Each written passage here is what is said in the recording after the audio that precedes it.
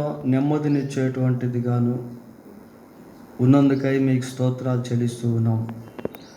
అపవాదిని ఎదిరించే ఆత్మ ఖడ్గము మీ జీవవాక్యం. ప్రభువా, మీ వాక్యం అనే ఖడ్గాన్ని ధరించి ఏ విషయాల్లో అపవాది చేత మేము ఓడిపోతూ ఉన్నామో ఆయా విషయాలన్నిటిలో కూడా జయించేవారముగా ఉండుటకు సహాయము చేయండి.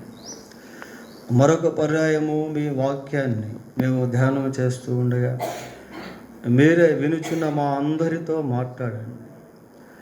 మేము వినబోచున్న ఈ వర్తమానము మా జీవితానికి ఆశీర్వాదకరముగా మార్చండి. ఈ ఆరాధనలో వాక్యం వింటున్న వారిలో ఎవరైతే ఇంకా మారు మనసు పొందలేదో వారిని ప్రత్యేకంగా మీరు దర్శించండి. వారితో ప్రత్యేకంగా మీరు మాట్లాడండి. మీ పరిశుద్ధాత్మ కార్యము వారి పట్ల దయతో జరిగించండి. మీరే ఘనతనొందమని మా రక్షకుడైన యేసుక్రీస్తు ఉన్నతమైన నామములో ప్రార్థన చేస్తున్నాము తండ్రి, ఆమేన్.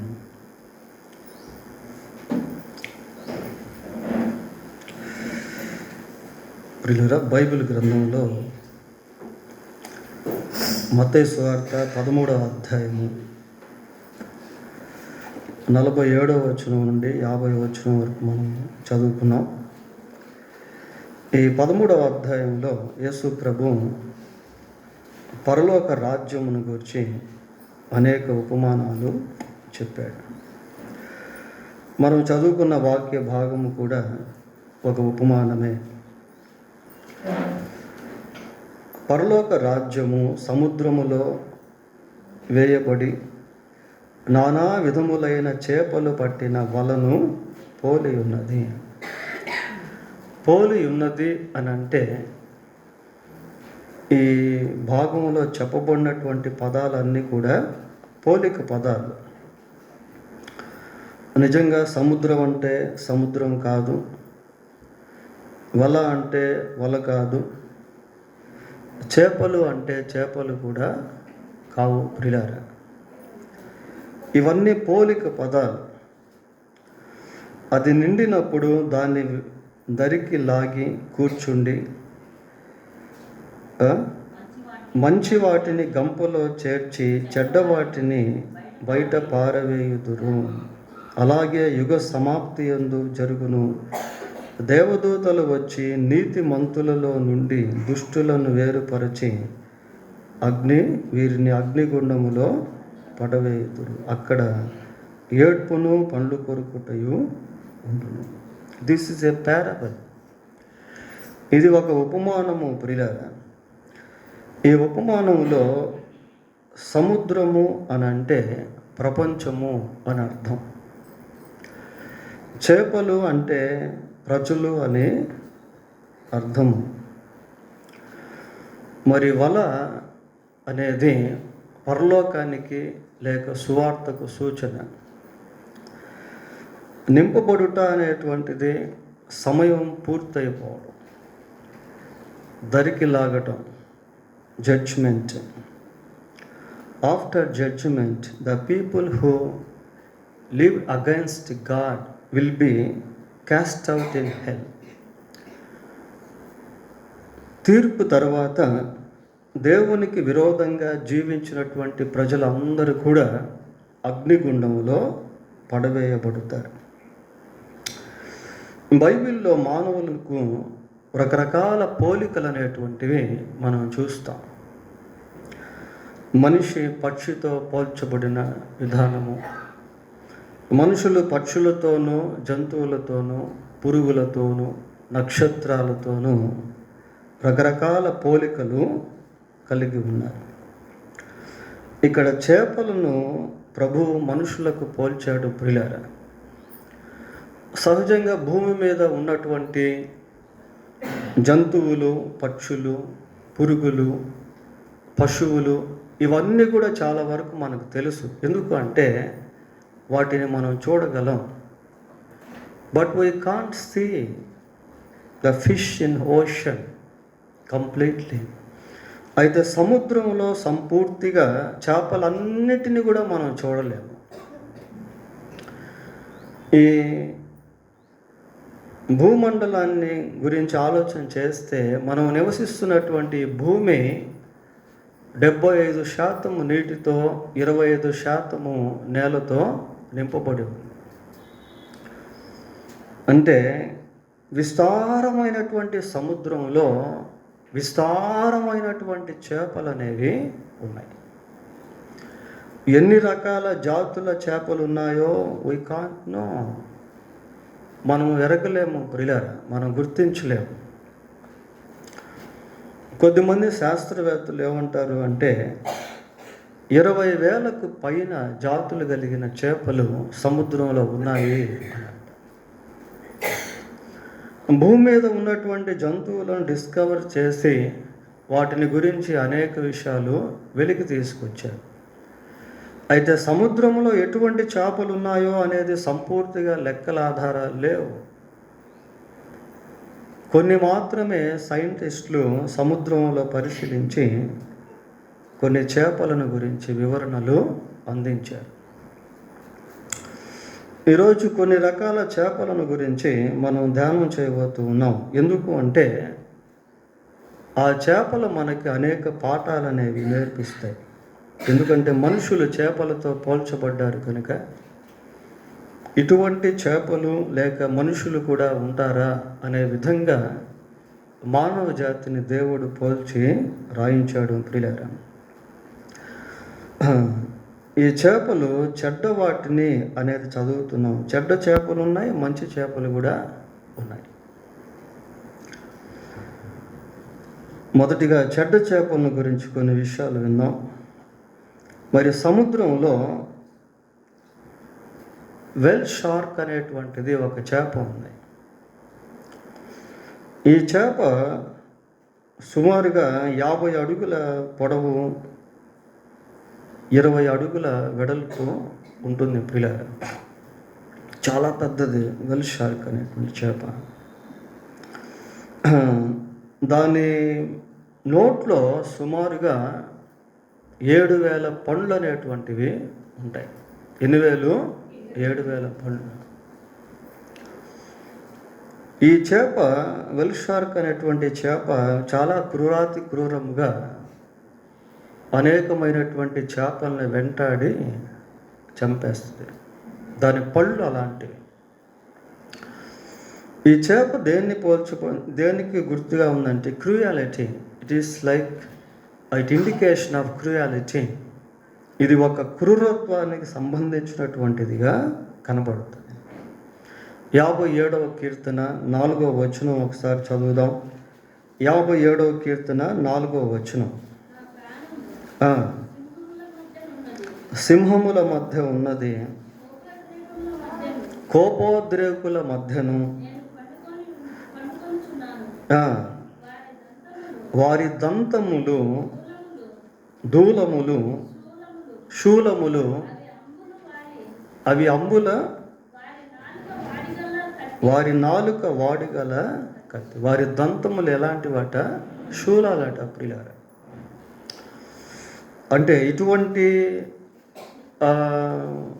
కోపోద్రేకులు, క్రూరత్వానికి సంబంధించినటువంటి ప్రజలు లోకంలో ఎంతోమంది ఉన్నారు. ఫర్ ఎగ్జాంపుల్ ఉగ్రవాదులను గురించి మనం ఆలోచన చేస్తే ఉగ్రవాదుల ఉగ్ర రూపం చాలా భయంకరమైనటువంటిది ప్రియులారా. వాళ్ళలో ఎంతో క్రూరత్వం అనేటువంటిది ఉంటుంది. పైశాచికంగా మనుషులను చంపడం, హింసాత్మకంగా మనుషులను చంపడం అనేటువంటిది చేస్తారు ప్రియులారా. తరువాత దేవద్వేషులు అని అంటే యేసుక్రీస్తును ద్వేషించేటువంటి ప్రజలు. ఎంతోమంది మతద్వేషం కలిగినటువంటి వారిలో కూడా క్రూరత్వం అనేటువంటిది ఉంటుంది. చర్చెస్ని కాల్చి, చర్చెస్ని బాంబులు పెట్టి పేల్చేయడం, విశ్వాసులపై అత్యాచారాలు, విశ్వాసులపై దాడులు, బైబిల్స్ తగలబెట్టడం, పాస్టర్ల పైన దాడి చేయటం, వారిని హింసించి చంపటం, ఇవన్నీ ఇప్పుడు కాదు, ప్రభువు కాలంలో నుండి కూడా జరుగుతూనే ఉన్నాయి. నీరో చక్రవర్తి, డొమిషియన్ చక్రవర్తి, హెరోదు కాలంలో, ఇంకా ఎంతోమంది రోమన్ గవర్నమెంట్ ప్రభుత్వము, రోమా ప్రభుత్వపు కాలంలో కూడా మరి సంఘాన్ని హింసించుట అనేది చరిత్రలో మనం చూస్తాం. చరిత్ర పుటల్లో సంఘం ఎంతగా హింసించబడిందో అనేది స్పష్టీకరించబడింది ప్రియులారా. కొద్దిమంది డౌరీ టార్చర్స్ అనేటువంటి వాళ్ళు ఉంటారు. కట్నం తేలేదని స్త్రీలను భయంకరంగా కిరాతకంగా హింసించడం, హత్యలు చేయటం, ఇవన్నీ కూడా క్రూయాలిటీ అంటే క్రూరత్వానికి సంబంధించినటువంటిది ప్రియులరా. ఈ క్రూయాలిటీ అనేటువంటిది వేల్ షార్క్ అనేటువంటి చేప జ్ఞాపకం చేస్తూ ఉంది.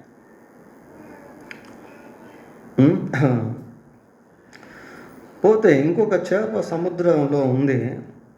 ఇది ఎక్కడుంది అంటే జపాన్ దేశంలో సముద్ర ప్రాంతాల్లో కనబడేటువంటి చేప.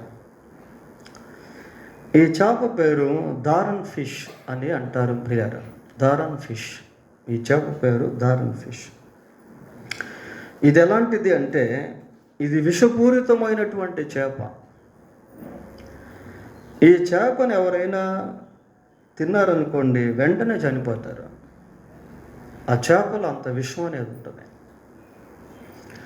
మనం కొన్నిసార్లు పాములో విషం అనుకుంటాం ప్రియులరా, విషపు చేపలు కూడా ఉన్నాయి. Poison is very dangerous to take away our life.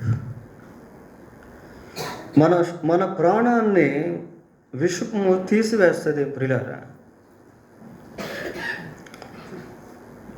రోమపత్రిక 3వ అధ్యాయము 13వ వచనం చదువుదాం.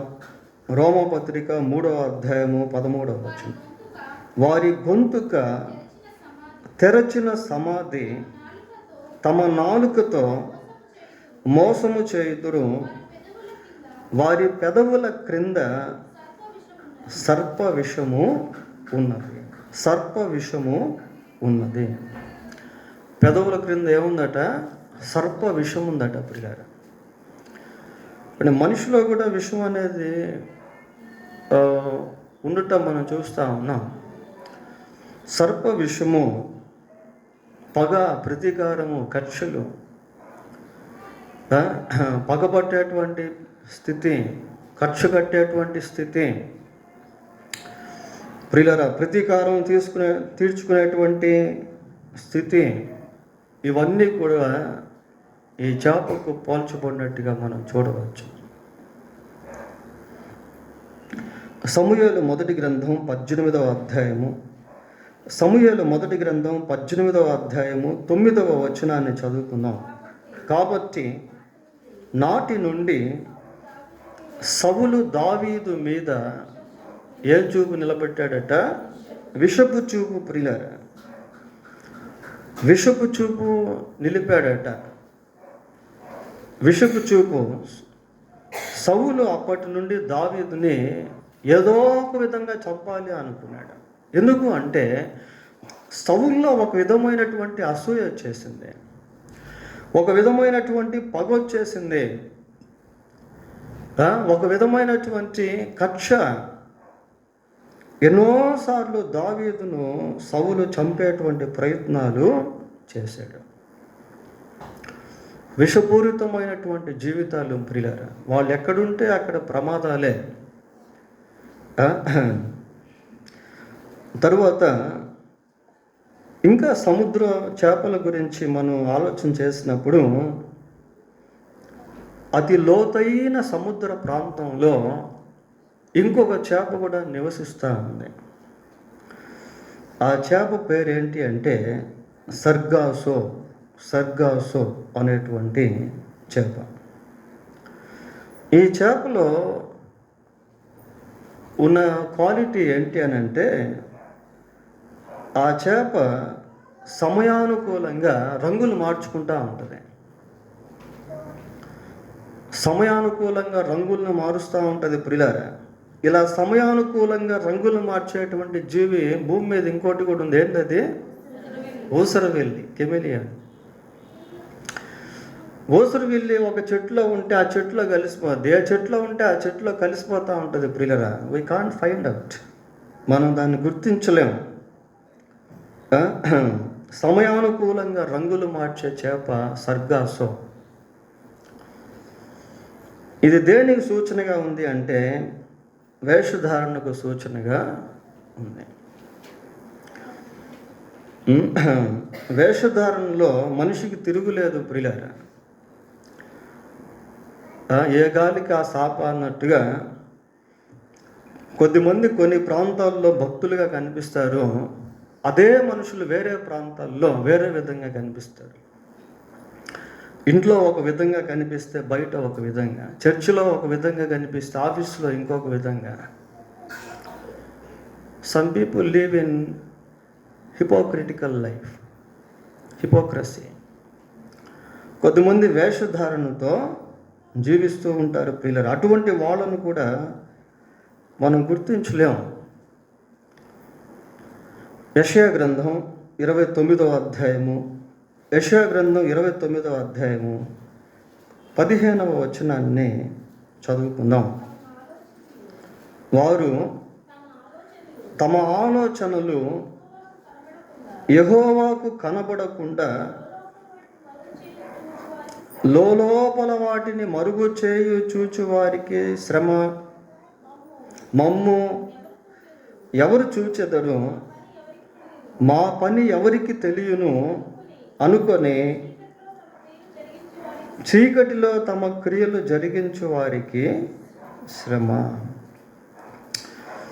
తమ ఆలోచనలు యెహోవాకు కనపడకుండా లోపల వాటిని మరుగు చేయి చూచు వారికి శ్రమ.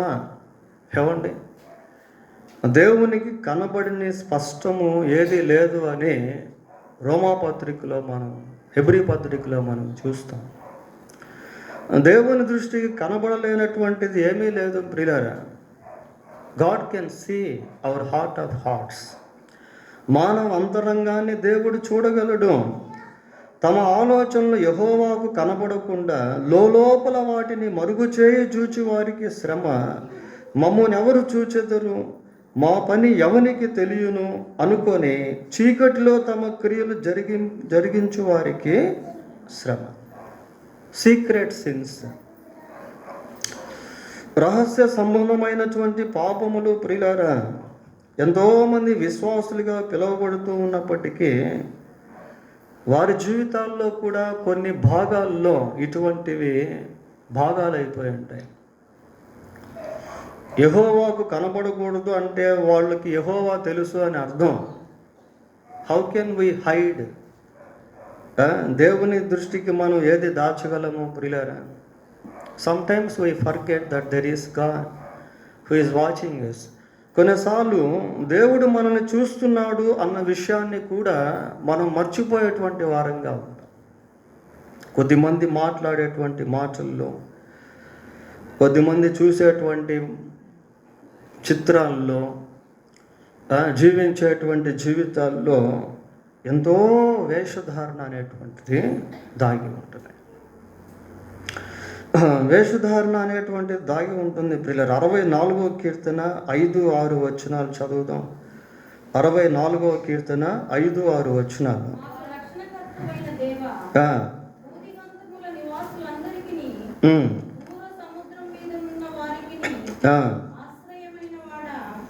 మా 64:5-6.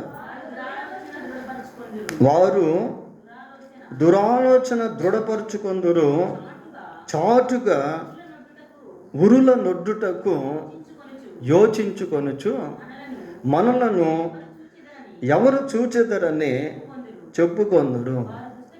వారు దుష్ట క్రియలను తెలుసుకొనుటకు ప్రయత్నింతురు. చాలు, చాటున ఉరులొగ్గుతారట ప్రియులారా. మమ్మల్ని ఎవరు చూస్తారులే అనుకుంటారట. మమ్మల్ని ఎవరు చూస్తారులే అనుకుంటారట ప్రియులారా. ఒక విధమైనటువంటి వేషధారణతో కూడిన జీవితానికి ఈ సర్గాసో అనేటువంటి చేప చక్కటి ఉదాహరణ. ఇంకా అమెరికా దేశంలో మెక్సికో ప్రాంతంలో ఇంకొక చేప కూడా నివసిస్తూ ఉంది ప్రియులారా.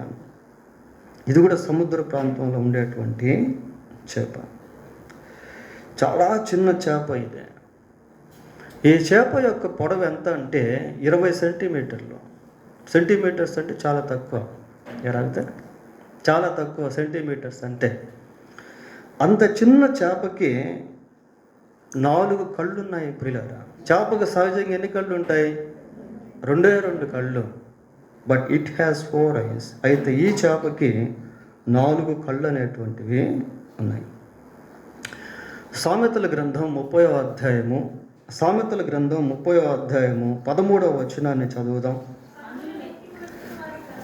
కన్నులు నెత్తికి వచ్చిన వారి తరము కలదు. కళ్ళు ఎక్కడికి వచ్చాయట? నెత్తికి వచ్చాయట ప్రియులారా. కళ్ళు నెత్తికి ఎక్కాయా అని కొన్నిసార్లు మనం వింటూ ఉంటాం ఆ పదాన్ని. కళ్ళు నెత్తికి వచ్చిన వారి తరము కలదు. తల జ్ఞానానికి సూచన ప్రియులారా. లోకంలో ఎంతోమంది జ్ఞానము కలిగినటువంటి శాస్త్రవేత్తలు దేవుణ్ణి రిజెక్ట్ చేసేటువంటి వారుగా ఉన్నారు. Many scientists reject God. చాలామంది శాస్త్రవేత్తలు జ్ఞానము కలిగి అసలు దేవుణ్ణి రిజెక్ట్ చేసేటువంటి వాళ్ళు ఉన్నారు. అరిస్టాటిల్ గురించి మనం ఆలోచన చేసిన, డార్విన్ గురించి మనం ఆలోచన చేసిన, ప్లేటోను గురించి మనం ఆలోచన చేసిన, ఎంతోమంది చరిత్రలో శాస్త్రవేత్తలు దేవుణ్ణి ప్రక్కన పెట్టినటువంటి వారు ఉన్నారు ప్రియులారా. కొరింథీయులకు రాసిన మొదటి పత్రిక 1వ అధ్యాయం 20వ వచనం చదువుకుందాం. 1వ అధ్యాయము. జ్ఞాని ఏమాయను, శాస్త్రి ఏమాయను, ఈ లోకపు తర్కవాది ప్రియులారా. తత్వశాస్త్రము తర్కించేటువంటి వాళ్ళు. నాస్తికులను దేవుని గురించి చెప్పమంటే వాళ్ళు ఏమంటారో తెలుసా? వాళ్ళు ఇచ్చే statement, there is no God. దేవుడు లేడు. దేవుడు లేడు అని చెప్పే వాళ్ళంతా కూడా దుష్టులు అని బైబిల్లో మనం చూస్తాం ప్రియులారా. దుష్టులను దేవుని మరచువారందరూ పాతాళమునకు దిగిపోవుదురు అని బైబిల్లో మనకు కనబడుతుంది. 53వ కీర్తన 1వ వచనం చదవండి. దేవుడు లేడని బుద్ధిహీనులు తమ హృదయములో అనుకొందురు, వారు చెడిపోయిన వారు అసహ్య కార్యములు చేయుదురు. చెడిపోయినటువంటి వాళ్ళు, అసహ్య కార్యములు చేసేటువంటి వాళ్ళు ప్రియులారా. అసహ్య కార్యములు చేసేటువంటి వాళ్ళందరూ కూడా నరకానికి వెళ్ళిపోతారు. ప్రకటన 21:8 మనం చూస్తాం, అసహ్యులను అనే మాట కూడా అక్కడ మనకు కనబడుతుంది.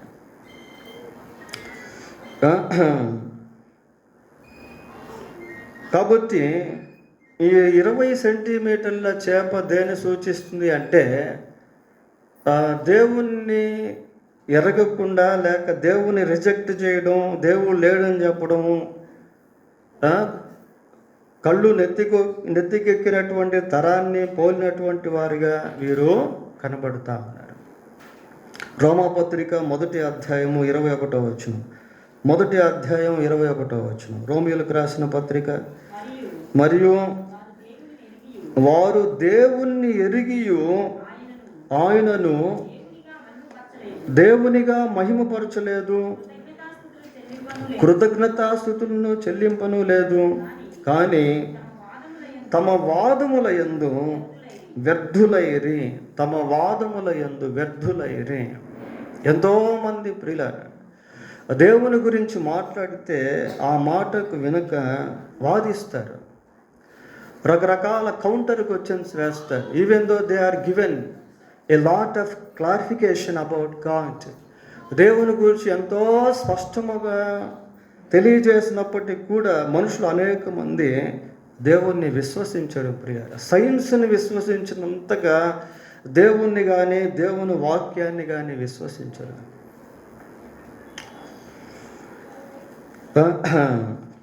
ఇవన్నీ కూడా చెడ్డ చేపలకు సంబంధించిన జాబితా.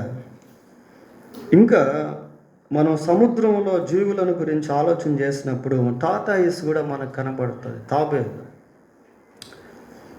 తాబేలు మనందరికీ తెలుసు ప్రియులరా, అది ప్రౌఢజీవి. అటు నీళ్ళల్లో ఉండగలదు, నేలపైన కూడా ఉండగలదు, కప్పలాగా. ఈ టాటాయిస్ యొక్క స్థితి ఏంటి అని అంటే, ఈ టాటాయిస్ ఇసుకను తవ్వి ఇసుక లోపల గుడ్లు పెట్టేస్తుంది ప్రియులారా. ఇసుకలో గుడ్లు పెట్టేసి ఇంకా గుడ్లని పట్టించుకోకుండా దాని పాటుకు అది వెళ్ళిపోతుంది. సూర్యరశ్మికి ఆ గుడ్లు పిగిలి పిల్లలు బయటకు వచ్చి తల్లి లేని పిల్లలుగా అవి తిరుగుతూ ఉంటాయి, అవి ఎదుగుతూ ఉంటాయి. టాటాయిస్ ఇంకా పట్టించుకోదు ఆ గుడ్లని, ఆ పిల్లల్ని. ఇది దేన్ని సూచిస్తుంది అంటే డిసార్డర్లో ఉన్న కుటుంబ జీవితాన్ని సూచిస్తూ ఉంది. కొద్దిమంది భర్తలు ఎలాగుంటారంటే భార్యను అస్సలు పట్టించుకోరు, పిల్లల్ని అస్సలు పట్టించుకోరు ప్రియులారా. వాళ్ళ ఇష్టానుసారంగా జీవిస్తూ ఉంటారు. ఎక్కడికి కావాలంటే అక్కడికి వెళ్తారు, ఏది కావాలంటే అది చేస్తారు. Even though they have a family, they don't care about it. వారి కుటుంబం ఉన్నప్పటికీ ఆ కుటుంబాన్ని పట్టించుకోకుండా తిరుగుతూ ఉంటారు ప్రియులారా. పిల్లల్ని పట్టించుకోకుండా తిరుగుతూ ఉంటారు. ఇంకొద్దిమంది భర్తలు అక్రమ సంబంధాలను కలిగి భార్యల్ని అనాథులుగా, పిల్లల్ని అనాథులుగా చేసేవాళ్ళు కూడా ఉన్నారు.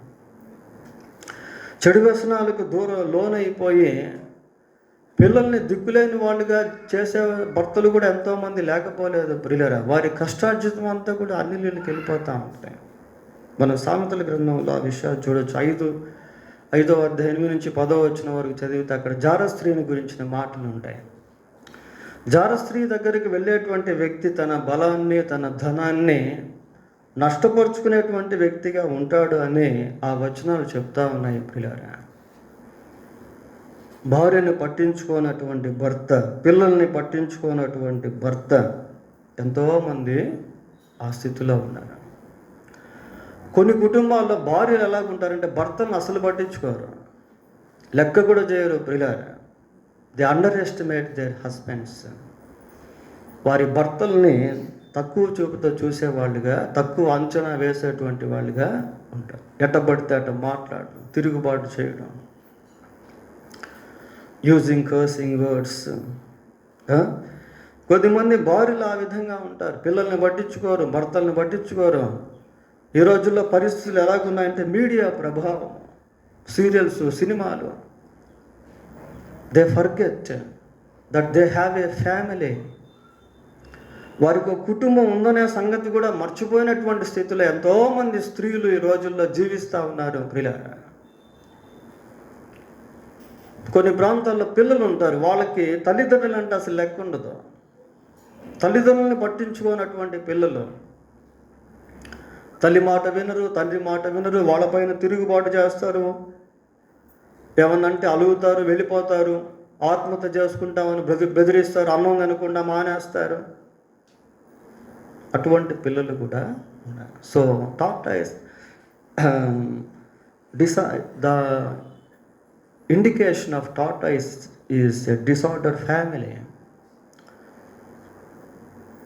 Tortoise an indication of disorder family. ఈ తాబేలు అనేటువంటిది క్రమము లేని కుటుంబానికి సూచనగా ఉంది ప్రియులారా.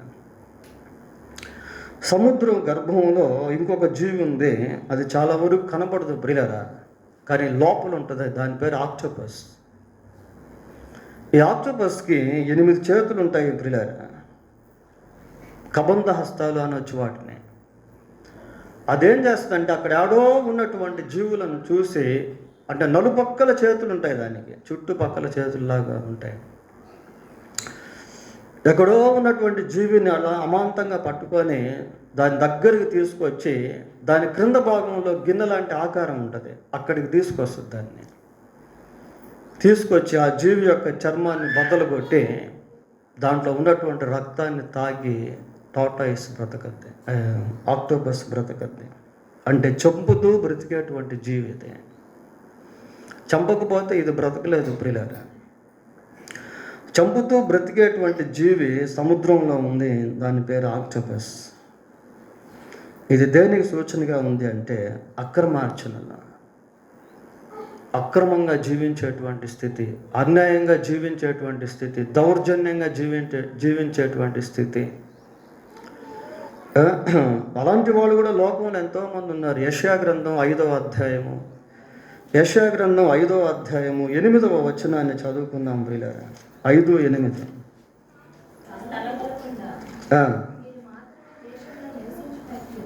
ఏమ్మా? మీరు మాత్రమే దేశములో నివసించున్నట్లు ఇంటికి ఇల్లు కలుపుకొని పొలమునకు పొలము చేర్చుకొని మీకు స్థలము మిగలకుండా మీరు మాత్రమే దేశములో నివసించినట్లు. ఏమండి? ఏ కైండ్ ఆఫ్ సెల్ఫిష్నెస్, ఒక రకమైనటువంటి స్వార్థము. స్థలము మిగలకుండా మీరు మాత్రమే దేశములో నివసించినట్లు ఇంటికి ఇల్లు కలుపుకొని పొలమునకు పొలము చేర్చుకొని వారికి శ్రమ.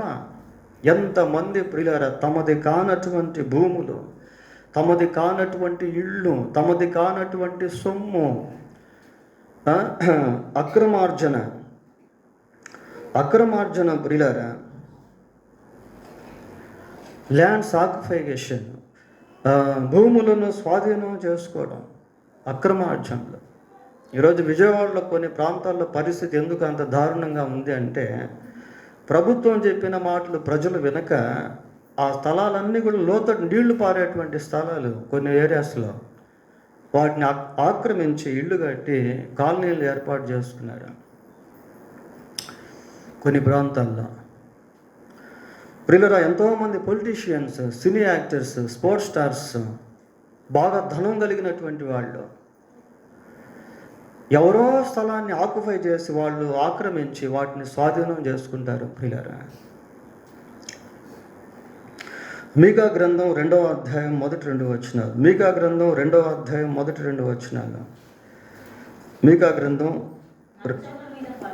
మంచము మీద పరుండి మోసపు క్రియలు యోచించుచు దుష్కార్యములు చేయు వారికి శ్రమ, అలాగూ చేయుట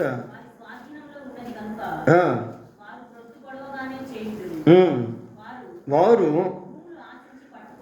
భూములను ఆశించి పట్టుకొందురు, ఇళ్ళు ఆశించి ఆక్రమించుకొందురు. ఒక మనిషిని, వాని కుటుంబమును, ఇంటి వారిని, వాని స్వాస్థ్యమును అన్యాయముగా ఆక్రమించుకుంటారు.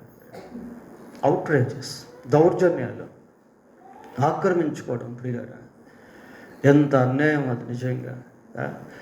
పేదోళ్ళ భూములు ఉంటే ధనికులు ఏం చేస్తారు? 10 లక్షలకి 1 లక్ష ఇచ్చేసి వాళ్ళ భూమి ఆక్రమించేసుకుంటారు అన్యాయంగా. అన్యాయస్తులు దేవుని రాజ్యానికి వారసులు కానేరరు అని కొరింథీయులకు రాసిన మొదటి పత్రిక 6వ అధ్యాయం 9వ వచనం మనం చూస్తాం. ప్రియులారా, హబక్కూకు గ్రంథం 2వ అధ్యాయం 6వ వచనం కూడా చదవండి. హబక్కూకు గ్రంథం 2వ అధ్యాయం 6వ వచనం. మరియు సైన్యములకు అధిపతియగు యెహోవా ఏమనగా,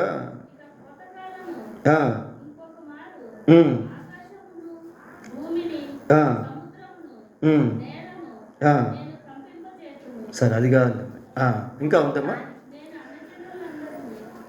అదేనా? దాన్ని ఆక్రమించి అభివృద్ధి నొందించువానికి శ్రమ. ఆక్రమించి అభివృద్ధి నొందడం. ప్రియులారా, చాలామందికి వీళ్ళు సంపాదించారు అనుకుంటారు. కొద్దిమంది అభివృద్ధి ఎలాగుంటుందంటే వాళ్ళే సంపాదించారు అనుకుంటారు. దాని వెనక ఆక్రమణ అనేది ఉంటుంది, దౌర్జన్యం అనేటువంటిది, దోపిడీ అనేటువంటిది ఉంటుంది. చెడ్డ చేపలు అన్నిటినీ కూర్చి ఎక్కడ వేస్తారట? అగ్నిగుండంలో వేస్తారట. ప్రియులారా, లంచగొండుల గుడారములను అగ్ని కాల్చివేయును అని బైబిల్లో ఉంది. ఈ చెడ్డ చేపలు, ఇటువంటి చెడ్డ చేపలన్నింటినీ కూర్చి ఎక్కడేసేస్తారట? అగ్నిగుండంలో పడేస్తారట. అక్కడ ఏడుపును పళ్ళు కొరుకుటయు ఉంటాయి. అలాగే ఆ గంపలో చెడ్డ చేపలే కాదు, మంచి చేపలు కూడా ఉన్నాయి ప్రియులారా. ఈ మంచి చేపల్ని మాత్రం సమకూరుస్తారు. ఈ మంచి చేపలు దేనికి సంబంధించినవి అని అంటే దేవునికి సంబంధించినవి. ఆ చేపల గురించి కూడా కొన్ని విషయాలు మనం తెలుసుకొని ముగిద్దాం. మంచి చేపల విషయానికి వస్తే, ఈ సముద్ర గర్భంలో ఇంకొక చేప కూడా నివసిస్తూ ఉంది ప్రియులారా. ఆ చేప ఎలాగుంటుంది అంటే దాన్ని ఏమంటారంటే ఎక్స్రే ఫిష్ అంటారు. X-ray fish. మనం మనిషిని ఎక్స్రే తీసామనుకోండి, శరీరం లోపల ఉన్నటువంటి ఎముకలు కూడా మనకు కనిపిస్తాయి. ఈ ఫిష్ని చూస్తే, ఈ చేపను మనం చూస్తే లోపల ఉన్నటువంటి భాగాలు కూడా మనకు కనిపిస్తాయి. అంటే పై భాగాన్ని మనం చూడవచ్చు, చేప లోపల ఉన్నటువంటి భాగం కూడా మనకు కనబడుతుంది. దాన్ని ఎక్స్రే ఫిష్ అంటారు మామూలుగా. ఇది దేనికి సూచనగా ఉంది అంటే it is an indication of integrity. ఇది యథార్థతకు సూచన ప్రియులారా. ఈ ఎక్స్రే ఫిష్ అనేటువంటిది దేనికి అంటే యథార్థతకు సూచన. వాళ్ళు ఎక్కడున్నా ఒకటేగా ఉంటారు, వాళ్ళని ఎప్పుడు చూసినా ఒకటేగా ఉంటారు ప్రియులారా. ఇంట్లో ఒకే రకంగా ఉంటారు, బయట ఒకే రకంగా ఉంటారు, మందిరంలో ఒకే రకంగా ఉంటారు, సమాజంలో ఒకే రకంగా ఉంటారు, పనిచేసేటువంటి స్థలంలో కూడా ఒకే రకంగా ఉంటారు. Why? Because they are the people of integrity. ఎందుకు అంటే వారు యథార్థత కలిగినటువంటి ప్రజలు.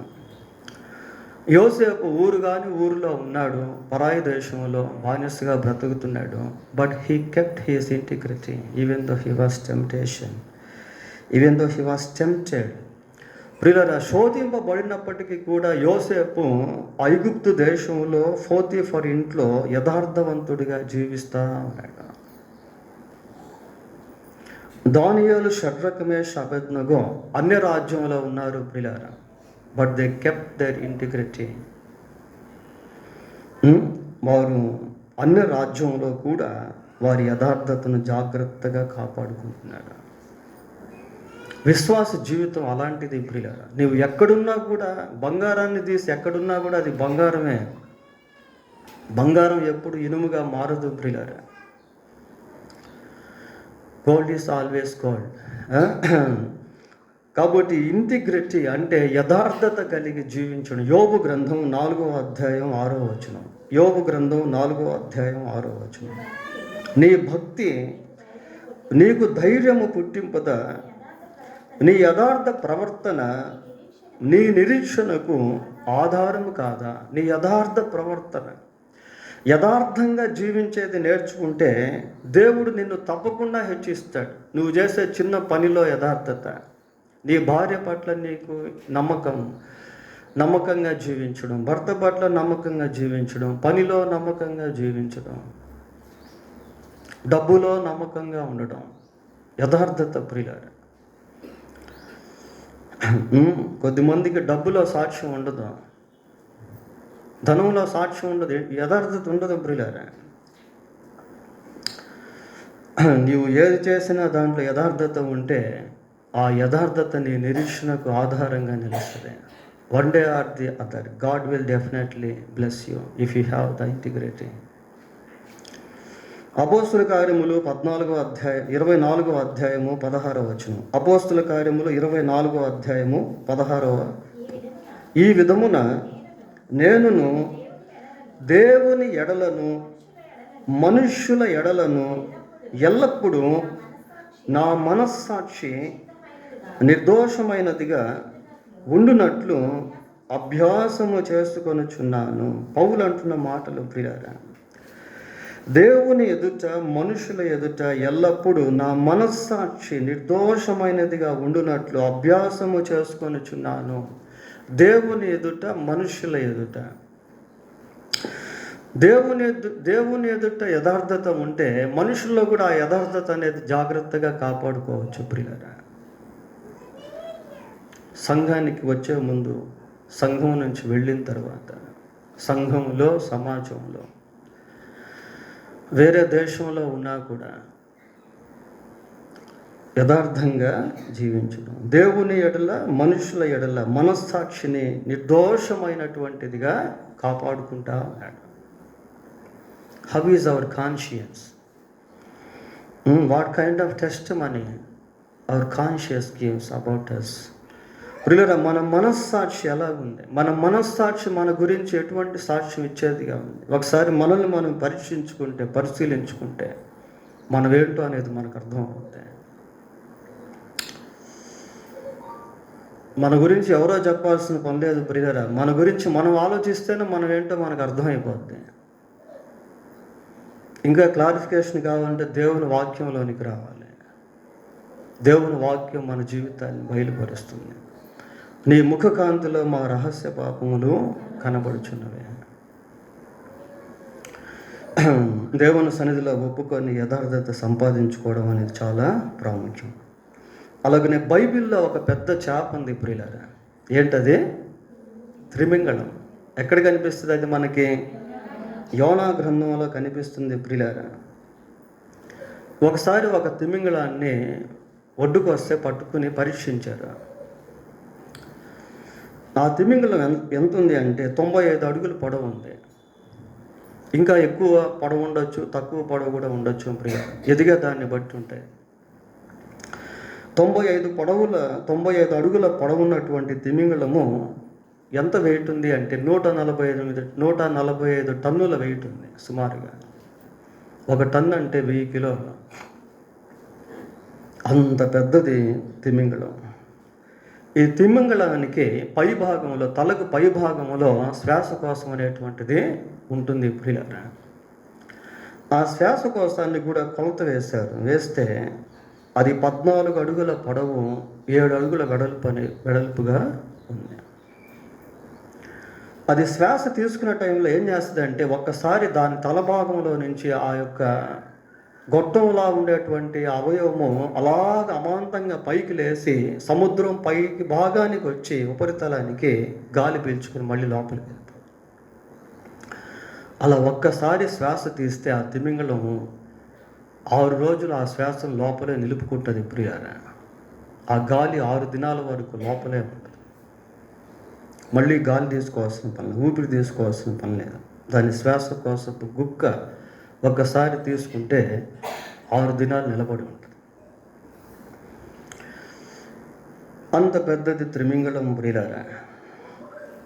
ఆ తిమింగళం మనకు నేర్పిస్తున్న పాఠం ఏంటంటే చూడండి, యోనా గ్రంథం 1వ అధ్యాయము 17వ వచనం.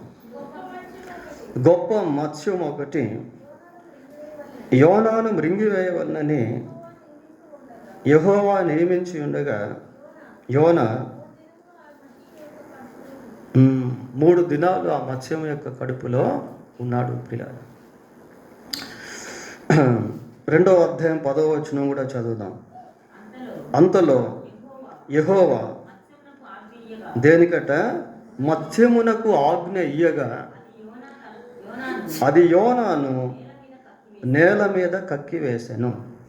ప్రియులారా, ఈ తిమింగళము గురించి మనం ఆలోచన చేసినప్పుడు ఇది మనకు దేవుని పట్ల విధేయతను నేర్పిస్తూ ఉంది. దేవుని ఆజ్ఞను తూచా తప్పకుండా తిమింగళము పాటించింది ప్రియులారా, లోపడింది. యోనాను మింగమంటే మింగింది, కక్కమంటే కక్కి.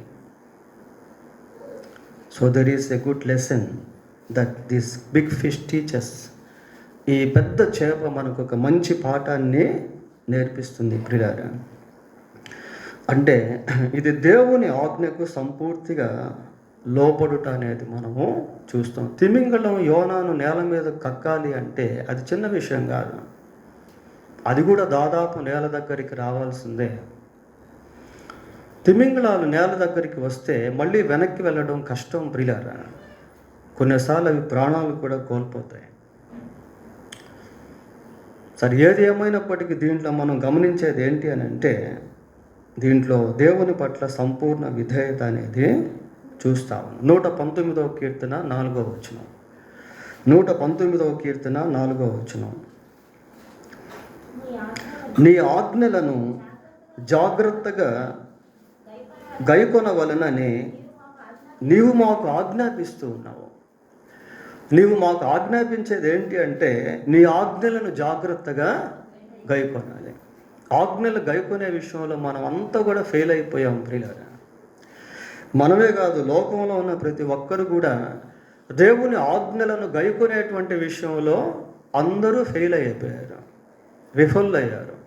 ఆదాము దగ్గర నుంచి నేటి మానవుని దగ్గర వరకు ఆజ్ఞలు గైకొనే విషయంలో అందరూ ఫెయిల్ అయిపోయారు. అందరూ ఫెయిల్ అయిపోయారు కాబట్టి దేవుడు ఇంకొక ఆజ్ఞ కూడా ఇచ్చాడు.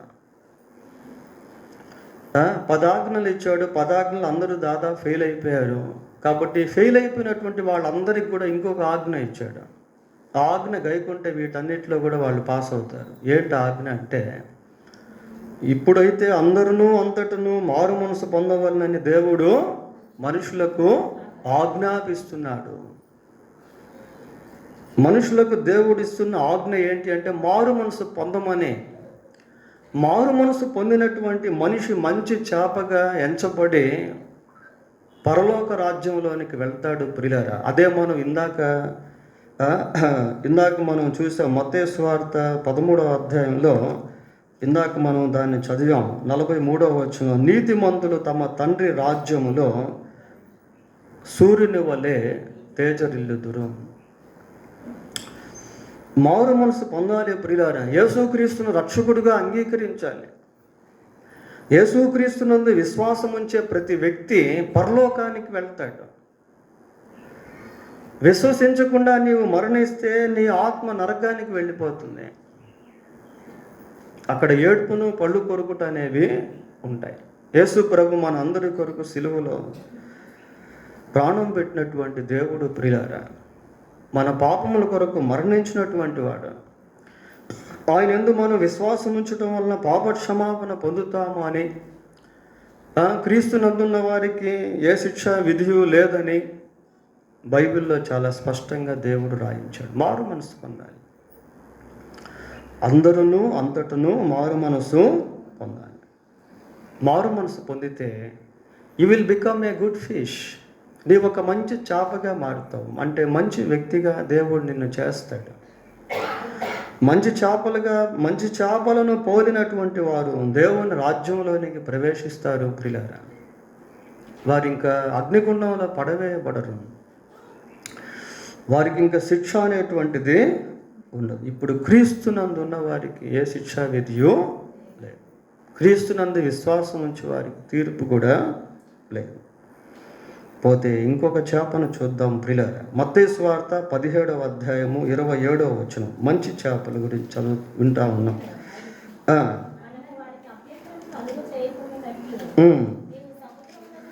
నీవు సముద్రమునకు పోయి గాలము వేసి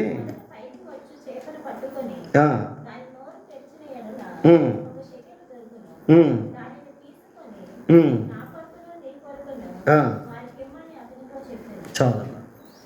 ఇక్కడ ఒక చేపను గురించి మనం చూస్తున్నాం ప్రియారా. చేప నోట్లో ఏముంటుందట? షెకెల్ ఉన్నట్టు. షెకెల్ అంటే చిన్న సిల్వర్ కాయిన్. అది వెండి నాణ్యము. వెండి నాణ్యం, చేపకి వెండి నాణ్యంతో ఏం పని ఉంటుంది ప్రియులారా? జంతువులకి డబ్బులు వేస్తే తింటాయా? తినవు.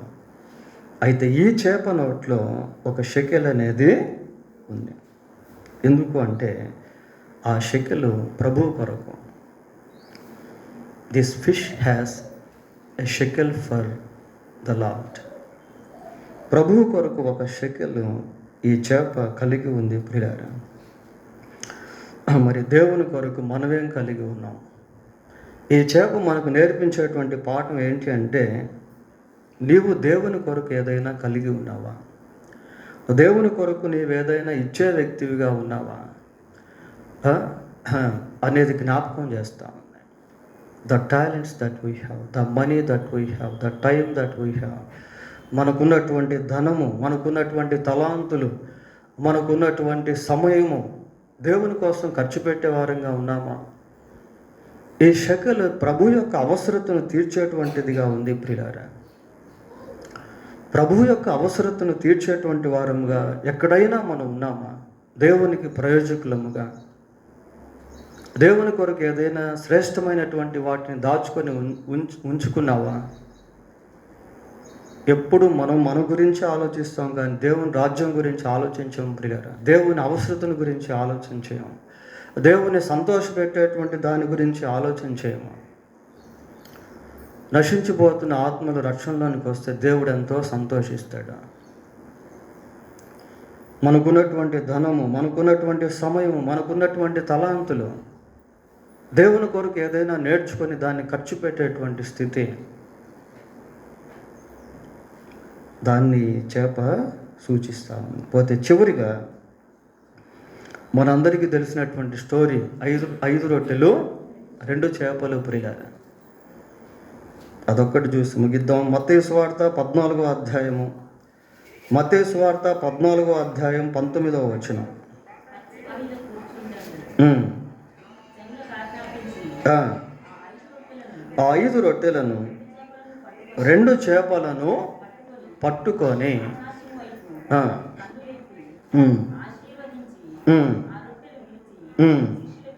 చాలు. యేసు ప్రభు యొక్క చేతిలో ఎన్ని చేపలు ఉన్నాయి? 2 చేపలు ఉన్నాయి. ప్రభు యొక్క చేతిలోనికి చేపలు ఎప్పుడైతే వెళ్ళాయో అవి ఆశీర్వదించబడ్డాయి. ఒక చిన్న బిడ్డకు ఆహారంగా ఉన్నటువంటి ఆ చేపలు వేల కొలది ప్రజలకు ఆహారంగా మారాయి. దీంట్లో ఈ చేపలు మనకు నేర్పించే పాఠం ఏంటి అంటే, మన జీవితాన్ని దేవుని చేతిలో పెట్టుకోవాలి. If we keep our life in the hands of God, it will be blessed, it will be spread, it will become a blessing to others, it will make God happy. మన జీవితాన్ని దేవుని చేతిలోనికి పెట్టుకుంటే దేవుడు దాన్ని ఆశీర్వదిస్తాడు. అనేక మందికి మనం ఆశీర్వాదకరంగా మారుతాం. దేవుణ్ణి సంతోషపెట్టేటువంటి వారంగా మనం ఉండగలుగుతాం ప్రియారా. కనుక మన జీవితాన్ని దేవుని చేతిలో పెట్టుకోవాలి. ఈ రోజుల్లో యవ్వనస్తులను గురించి మనం ఆలోచన చేస్తే, instead of giving their lifes to God who speaks to them, తమతో మాట్లాడుతున్నటువంటి దేవునికి వారి జీవితాలను ఇవ్వాల్సిన దానికి బదులు లోకానికి ఇచ్చేస్తున్నారా, పాపానికి ఇచ్చేస్తున్నారా, మనుషులకి ఇచ్చేస్తున్నారా? నీవు నీ జీవితాన్ని దేవునికి ఇస్తే, దేవుని చేతిలో పెట్టుకుంటే దేవుడు నిన్ను ఆశీర్వదిస్తాడు, దేవుడు నిన్ను కాపాడుతాడు, దేవుడు నిన్ను అనేక మందికి దీవెనకరంగా మారుస్తాడు ప్రియులారా. కాబట్టి చెడ్డ చేపలు ఉన్నాయి, మంచి చేపలు కూడా ఉన్నాయి. 2 ఒకటే విధంగా ఒకే వలలో పడ్డాయి. పడిన తర్వాత ఫిల్టరేషన్ జరిగింది. చెడ్డ చేపలన్నీ తీసి ఎక్కడేసారు? అగ్నిగుండంలో పడేశారు. మంచి చేపలు దేవుని యొక్క రాజ్యంలోనికి వెళ్ళాయి. చేపలు కాదు కానీ అవి మానవులకు సూచికలుగా ఉన్నాయి. దేవుడు తన వాక్యం దీవించుగాక. ప్రార్థన.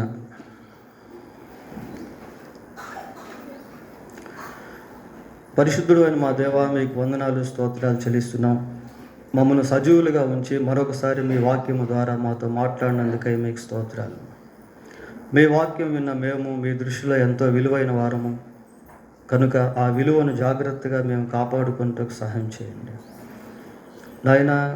మీరే కనికరించి మమ్మల్ని అందరినీ కూడా బలపరిచి మంచి చేపల వలె మమ్మల్ని దయతో జీవింపచేయమని, మాలో పనికిరాని వాటన్నిటిని కూడా మీరు సంపూర్తిగా తీసివేసి మీలో మమ్మల్ని అభివృద్ధిపరిచి మాకు అనేకులకు దీవెనకరముగా మీకు మహిమకరముగా జీవింపచేయమని వేడుకుంటూ మా రక్షణకర్త అయిన యేసుక్రీస్తు పరిశుద్ధమైన నామములో ప్రార్థన చేస్తున్నాము తండ్రి. ఆమేన్.